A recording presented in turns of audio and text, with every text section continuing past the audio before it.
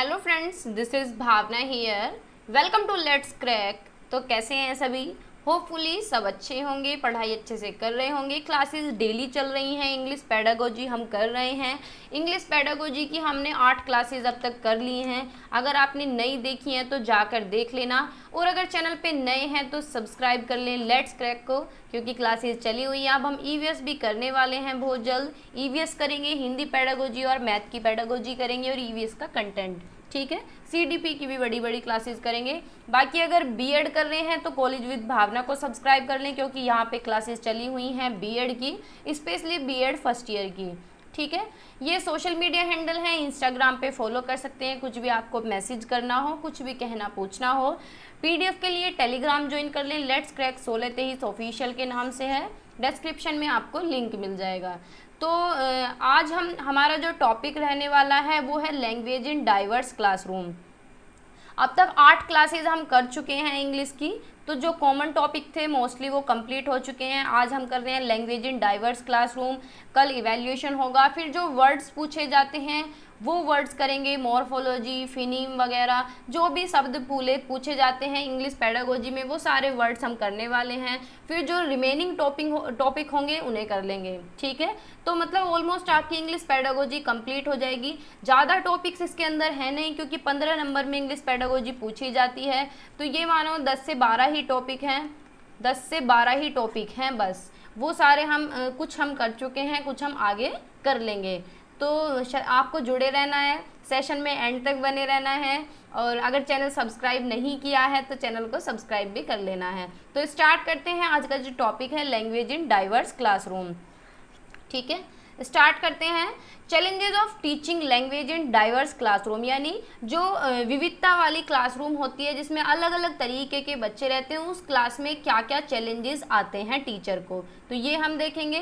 भाई क्या क्या चैलेंजेस आ सकते हैं। बहुत सारी भाषा वाले बच्चे रहते हैं, किसी का रिलीजन कुछ है, किसी का ट्रेडिशन कुछ है, किसी की वेशभूषा कुछ है, जैसे कि नवोदय विद्यालय या केंद्र विद्यालय। तो इस ये क्या है, ये एक तरीके से डाइवर्स क्लासरूम होते हैं। तो इनमें क्या क्या चैलेंजेस देखने को मिलते हैं। तो India is a land of diverse languages and majority of Indians use a number of different language, यानी हमारे यहाँ बहुत ज़्यादा विविधता पाई जाती है, बहुत सारी भाषाएं पाई जाती हैं। और क्लास में बहुत सारे बच्चे होते हैं जिनकी अलग अलग तरीके की भाषा है, किसी की तेलुगु है, किसी की तमिल है, किसी की उड़िया है, किसी की मलयालम है। तो बहुत तरीके की भाषा क्लास के अंदर मिल सकती हैं। तो classroom is always a challenge for teacher, यानी क्लासरूम में एक टीचर को पढ़ाना एक चैलेंज भरा काम है, यानी बहुत ही चैलेंज वाला काम है। टीचर इजीली पढ़ा नहीं पाता है अगर टीचर पहले से ट्रेंड नहीं है। तो teacher should be well prepare to face with all challenges will meet in their work, यानी टीचर को पहले से ट्रेंड होना पड़ेगा, प्रिपेयर होना पड़ेगा। यानी टीचर को सारी भाषा पता होनी चाहिए, या फिर पहले से आनी चाहिए, या फिर पहले से वो प्रिपेयर करके आए, तभी वो सारे चैलेंजेस फेस कर सकता है। यानी हर बच्चे को क्या है, केटर कर सकता है, हर बच्चे को ध्यान में रख सकता है, क्योंकि क्लास में हर तरीके के बच्चे पाए जाते हैं, ठीक है। Challenges of teaching English difficulties, अब इंग्लिश पढ़ाते हुए क्या क्या चैलेंजेस टीचर को देखने को मिलते हैं, तो ये भी देखते हैं। ओवर क्राउडेड क्लासरूम, यानी शोर बहुत ज़्यादा घिचपिच वाली क्लासरूम। अब देखो क्लासरूम कैसी होनी चाहिए कि भाई 30 बच्चे हों और उस पर एक टीचर हो। अगर क्लास में 60 बच्चे और उस पर एक टीचर है तो हम उसे क्या बोलेंगे, ओवर क्राउडेड बोलेंगे, है ना, कि घिचपिच हो रही है। जैसे कि किसी कोचिंग इंस्टीट्यूट में जाते हैं तो पीछे तक क्लासरूम भरी होती है, तो उसे क्या बोलते हैं, ओवर क्राउडेड क्लासरूम। तो ऐसे में टीचर क्या है, सही तरीके से नहीं पढ़ा पाता। तो ये भी क्या है, एक डिफ़िकल्टी, एक चैलेंजेस है। लैक ऑफ ट्रेंड टीचर या फिर इफेक्टिव टीचर, बहुत बार क्या होता है कि प्रशासन क्या है, स्कूल में बच्चे तो बहुत सारे हैं लेकिन टीचर बहुत कम है, और अगर कम है वो भी क्या है, ट्रेंड नहीं है, टीचर पहले से ट्रेंड नहीं है। अगर टीचर पहले से ट्रेंड नहीं है, वो या तो बीएलएड या बीटीसी वगैरह नहीं करके आया, तो वो इफेक्टिव नहीं पढ़ा सकता, ठीक है। एब्सेंस ऑफ मोटिवेशन, यानी टीचर के अंदर अगर मोटिवेशन नहीं है पढ़ाने का तो भी वो नहीं पढ़ा सकता। टीचर के अंदर मोटिवेशन का क्या कारण हो सकता है कि बहुत बार इंडिया में देखा जाता है, हमारे यहाँ पे सैलरी की वजह से भी मोटिवेशन नहीं आता कि फाइनेंस क्या है, पैसे कम मिल रहे हैं, तो टीचर क्या है, मन से नहीं पढ़ाता। या फिर प्रशासन जो है, जो वहाँ का एडमिनिस्ट्रेशन है वो अच्छा नहीं है, तो टीचर इस वजह से भी अच्छा नहीं पढ़ाता। आपने पब्लिक स्कूलों में देखा होगा कि टीचर मोटिवेटेड नहीं रहते, बहुत बार फ्रस्ट्रेटेड रहते हैं। तो वो किसकी वजह से रहते हैं, कुछ ना कुछ कमियां होती हैं, कुछ ना कुछ दिक्कतें होती हैं, उसकी वजह से रहते हैं। और अगर टीचर मोटिवेटेड नहीं है तो वो बच्चों को अच्छे से पढ़ा नहीं सकता। ठीक है। लैक ऑफ स्टडी मटेरियल, बहुत बार क्या होता है स्कूल में स्टडी मटेरियल ही नहीं रहता टीचर के पढ़ाने के लिए, रिसोर्सेज अवेलेबल नहीं रहते, स्टडी मटेरियल की कमी रहती है। ऑडियो विजुअल एड्स स्कूल में अवेलेबल नहीं रहते, टेक्नोलॉजी अवेलेबल नहीं रहती कि किस टेक्नोलॉजी से बच्चे को पढ़ाएं। सरकारी स्कूल में तो बेसिकली टेक्नोलॉजी की कमी ही देखने को मिलती है, और ऑडियो विजुअल एड्स तो बिल्कुल भी नहीं, अभी तक यूपी में तो कहीं भी यूज़ नहीं हो रही है ना। Lack of proper aim, aimless teaching by teacher, teacher का कोई एम नहीं रहता। सरकारी स्कूल में आपने टीचर्स को देखा होगा कि पैर पे पैर रख के आराम से बैठे रहते हैं, उनका कोई एम नहीं होता कि हमें ये टॉपिक या ये चैप्टर आज कंप्लीट करना है। जैसे कि हर एक टीचर का एम होता है, मैं ये पीपीटी रेडी करके लेके आई हूँ तो मेरा ये एम है कि मुझे ये टॉपिक कंप्लीट कराना है। लेकिन टीचर क्या है, बहुत बार क्या होता है एमलेस रहते हैं, यानी उनका कोई एम नहीं रहता कि हमें क्या कराना है, बस जाना है और पैर पे पैर रख के बैठ जाना है। तो क्या है एमलेस टीचिंग बाय टीचर्स, तो ये भी एक क्या है चैलेंजेस, एक डिफिकल्टी है। Use of old teaching method, बहुत बार टीचर क्या है पुराने तरीकों से, घिसे पिटे तरीकों से ही पढ़ाने लग जाते हैं कि आए बोर्ड पे पढ़ाने लग गए, या फिर डायरेक्ट मेथड के थ्रू पढ़ा रहे हैं, या फिर लेक्चर मेथड के थ्रू पढ़ा रहे हैं, तो वो भी इफेक्टिव नहीं होता। Low standard of text book, school के अंदर जो टेक्स्ट बुक यूज़ हो रही है लो स्टैंडर्ड की यूज़ हो रही है। एग्जामिनेशन सिस्टम अच्छा नहीं है, यानी कि एग्ज़ाम जो ले रहे हैं बच्चों के वो भी सही तरीके से नहीं ले पा रहे हैं। इंटरफेरेंस ऑफ मदर टंग, बच्चों की जो मदर टंग है वो इंग्लिश सीखने में क्या है इंटरफेयर कर रही है। तो टीचर को ये सब मैनेज करनी आनी चाहिए, ये सारी डिफिकल्टीज कि टीचर किस तरीके से मैनेज करे कि मदर टंग क्या है एक तरीके से हेल्प करे दूसरी लैंग्वेज सीखने में। और हाँ, ये तो बिल्कुल सच्चाई है कि मदर टंग क्या है हेल्प ही करती है। जब हम दूसरी लैंग्वेज सीखते हैं तो हमारी मदर टंग हमारे लिए हेल्पफुल होती है दूसरी लैंग्वेज को सीखने में। अब हमें इंग्लिश लैंग्वेज कैसे आती है, हम अपनी बात कर लेते हैं। तो हमें इंग्लिश सभी तो आती है, हम कोई भी सेंटेंस पढ़ते हैं तो उसे हम पहले हिंदी में देख लेते हैं कि भाई अच्छा इसका मतलब ये होगा, या फिर कोई भी चीज़ हम पढ़ रहे हैं तो उसका हिंदी मीनिंग देख लेते हैं। तो ये क्या है हमारी हेल्प ही तो कर रही है मदर टंग। तो मदर टंग क्या है हेल्प करती है। ठीक है। अब टीचर को किस तरीके की प्रैक्टिस करनी चाहिए जिससे कि सारे जितनी भी डिफिकल्टी है इनसे ओवरकम हो सके, इन्हें ओवरकम किया जा सके। तो टीचर को क्या करना है, recognise that student use both language, इस तरीके के बच्चों को पहचानना है या फिर बच्चों को रिकॉग्नाइज करना है कि बच्चे क्या हैं दोनों लैंग्वेज को यूज कर सकें। वेराइटी ऑफ स्ट्रेटेजीज, यानी जो निर्देश देने के तरीके हैं, स्ट्रेटेजीज हैं, जो मेथड्स हैं वो अलग अलग तरीके के यूज करने हैं जिससे कि सब बच्चे पढ़ सकें। ठीक है। Create participatory inquiry based classroom, यानी क्लासरूम इस तरीके का रखना है कि ज़्यादा से ज़्यादा बच्चे पार्टिसिपेट कर सकें, सभी पार्टिसिपेट करें। इंक्वायरी बेस्ड क्लासरूम होना चाहिए, यानी पूछताछ आधारित होना चाहिए। सब बच्चे क्वेश्चंस पुट आउट करें, टीचर बच्चों से क्वेश्चन पूछे, बच्चे टीचर्स के साथ इंटरेक्शन करें। Maintain equal expectation for all student, यानी सब बच्चों से टीचर की जो एक्सपेक्टेशन है, टीचर की जो उम्मीद है वो बराबर रहनी चाहिए। अब बहुत बार टीचर क्या करते हैं, सभी के साथ, आपके साथ भी हुआ होगा कि बहुत बार क्या करते हैं कि कुछ ही बच्चों से एक्सपेक्टेशन रहते हैं तो दूसरे बच्चे क्या है कटने लगते हैं, ईर्ष्या करने लगते हैं। तो ये चीज़ गलत है, सभी से इक्वल एक्सपेक्टेशन रहनी चाहिए। जैसे कि कहते हैं ना 10th के एग्जाम आ रहे हो तो टीचर क्या करेगा, कुछ ही बच्चों को ग्रुप में ध्यान देगा कि यही ला सकते हैं बस 90% या फिर 80%, तो उन पे ज़्यादा फोकस करेगा। क्यों? क्योंकि टीचर को उनसे एक्सपेक्टेशन होती है। तो टीचर को ऐसा नहीं करना चाहिए, टीचर को हर एक बच्चे से एक्सपेक्टेशन रहनी चाहिए। Provide appropriate and valid assessment, यानी जो मूल्यांकन है वो भी तरीके से होना चाहिए हर बच्चे का, उनकी नीड्स के अकॉर्डिंग, उनकी एबिलिटी के अकॉर्डिंग, जिस तरीके का बच्चा है उसी तरीके से उसका आकलन होना चाहिए।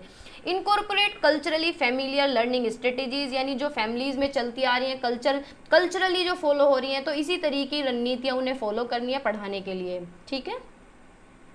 अब हैं कुछ लैंग्वेज डिसऑर्डर्स, यानी बच्चों को लैंग्वेज डिसऑर्डर कौन कौन से हो सकते हैं, क्या बच्चे बोलने में दिक्कत हो सकती है, सुनने में, एक्सप्रेस करने में, किस तरीके के लैंग्वेज डिसऑर्डर हैं। यानी समाज में जो हम बातचीत करते हैं वो अगर हम सही से नहीं कर पा रहे हैं तो उसे हम लैंग्वेज डिसऑर्डर ही बोलते हैं। ठीक है।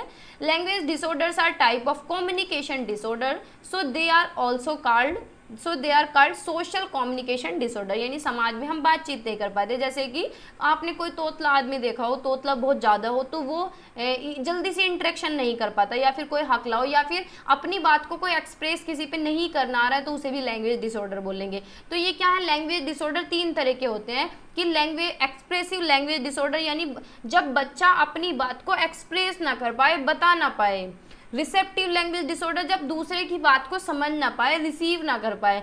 और मिक्स्ड रिसेप्टिव एक्सप्रेसिव डिसऑर्डर यानी सुन भी ना पाए और समझ भी ना पाए। ठीक है, तो इनके बारे में देखते हैं। फिर देखेंगे स्पीच डिसऑर्डर, जैसे कि हकलाना, तुतलाना या फिर रुक रुक के बोलना, इस तरीके से। ठीक है, expressive language disorder, people have trouble getting their message across when they talk, they often struggle to put words together into sentence that make sense। यानी बच्चा क्या है, शब्दों को एक साथ रख के एक्सप्रेस नहीं कर पाता, तो ये क्या है, एक्सप्रेसिव लैंग्वेज डिसऑर्डर है।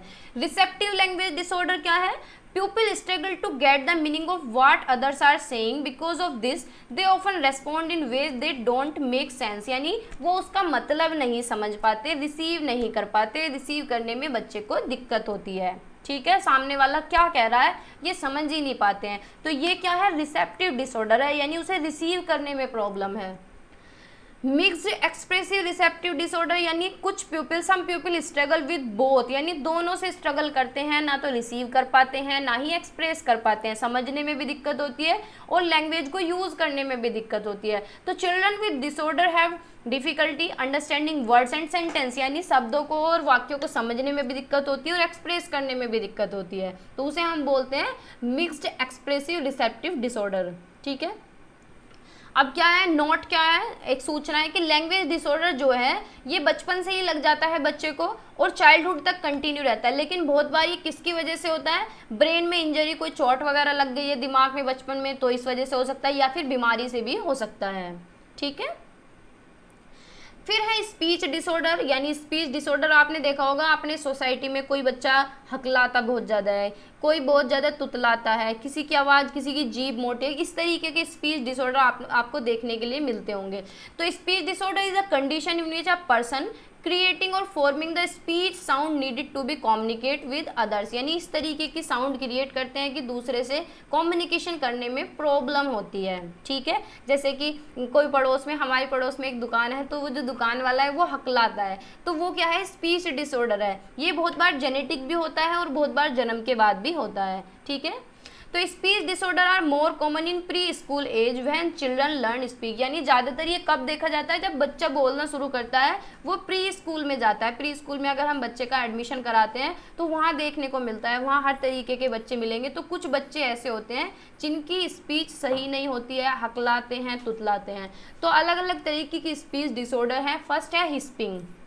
हिस्पिंग क्या होता है, तुतलाना होता है, तुतलाना, बहुत बार तोतले बच्चे होते हैं। तो in this process of speaking the substitution of correct letter of word by another letter is called lisping, यानी तुतलाना। जैसे तू करके बोलते हैं बच्चे, तो उसे बोलते हैं हिस्पिंग। आपने आसपास कहीं देखे होंगे, छोटे बच्चे बहुत बार ऐसा होता है कि धीरे धीरे तुतलाना, तोतलेपन से बोलना शुरू करते हैं, लेकिन आगे जाके उनकी स्पीच क्या है, क्लियर हो जाती है, तो इसे बोलते हैं हिस्पिंग। ठीक है, स्लरिंग क्या है, अटक अटक के बोलता है बच्चा। तो slurring speech is characterized by poor pronunciation of words, mumbling और अ चेंज इन स्पीच और रिदम ड्यूरिंग टॉकिंग, यानी प्रोनाउंसिएशन बच्चे की क्लियर नहीं होती, शब्द जो कह रहा है उसे सही तरीके से नहीं बोल पाता, पुअर कम्युनिकेशन होती है, प्रोनाउंसिएशन सही नहीं होती, इसे मेडिकल टर्म में डिसार्थिया बोलते हैं। ठीक है, फिर है स्टटरिंग और स्टैमरिंग, ये है हकलाना, इसमें इसे हकलाना बोलते हैं। जैसे कि कोई भी नाम है, इस तरीके से बच्चा बोलता है क्योंकि उसकी आवाज़ ही नहीं निकलती है। कुछ वर्ड अगर मैं बोल के दिखाऊं तो स्टटरिंग और स्टैमरिंग कुछ इस तरीके से, जैसे हकलाहट होती है, बहुत बार बहुत लंबा जंप लेते हैं। जैसे कि अगर आप यूपी पुलिस या दिल्ली पुलिस में या फोर्स वगैरह में जा रहे हैं तो इस तरीके के बच्चों को लिया नहीं जाता है वहाँ पे, उनसे बुलवा के देखते हैं कि 79 बोल के दिखाओ, 89 बोल के दिखाओ। तो ये किस लिए बुलवाते हैं कि देखते हैं कहीं हकला तो नहीं है बच्चा, तो ये क्या है, हकलाना। क्या बोलते हैं इसे, स्टटरिंग और stammering.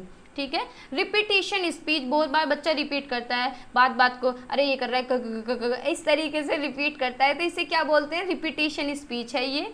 It is a speech disorder in which flow of speech is disrupted by involuntary repetition and prolongation of sound, यानी बहुत ज़्यादा लंबा साउंड खिंचता है गले में भी। कोई आपके सामने हकला आदमी बैठा हो तो उसके सामने बैठ के दूसरे वाले के गले में भी कुछ हो जाता है, क्योंकि वो प्रोलोंगेशन यानी बहुत ज़्यादा लंबा सांस लेके आता है बोलने के लिए और वर्ड्स को बार बार रिपीट करता है। Words or phrases as well as involuntary silent pauses in which the person stutters is unable to produce sound, और साउंड सही तरीके से प्रोड्यूस नहीं कर पाता और करता है तो रिपीटेशन करता है। ठीक है।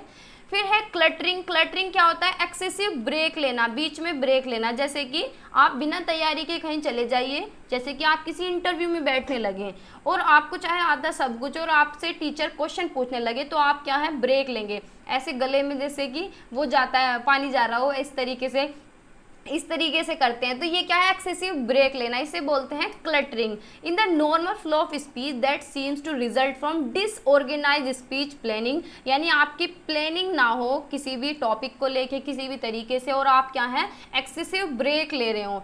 टॉकिंग टू फास्ट और स्पर्ट्स और simply being unsure of what one want to say, और बहुत बार जल्दबाजी में इस तरीके के वर्ड ले रहे हैं, इस तरीके के वर्ड बोल रहे हैं कि सामने वाले को समझ ही नहीं आ रहा, तो एक्सेसिव ब्रेक ले रहे हैं, या फिर बहुत ज़्यादा एकदम से बहुत तेज बोल रहे हैं, तो इसे बोलते हैं क्लटरिंग। ठीक है, तो होपफुली ये वर्ड आपको समझ आए होंगे, क्योंकि पूछे जाते हैं, ये बहुत पूछा जाता है, हकलाना, स्टटरिंग और स्टैमरिंग।